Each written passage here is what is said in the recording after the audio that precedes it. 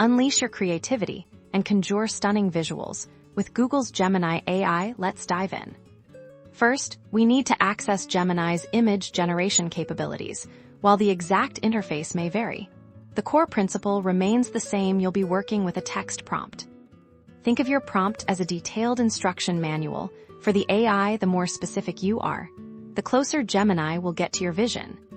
Start with the main subject: who or what is in your image.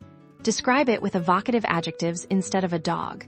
Try a fluffy Samoyed puppy with playful eyes. Next, detail the environment and action. Where is your subject? What are they doing? Is the dragon soaring, or is it perched majestically? Don't forget the artistic style.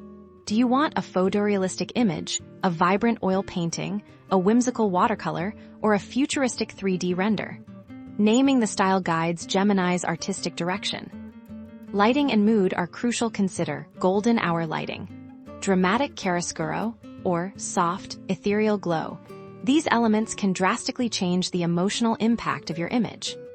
Experiment with camera angles and composition. Phrases like close-up shot, wide-angle view, or cinematic perspective can add professional polish.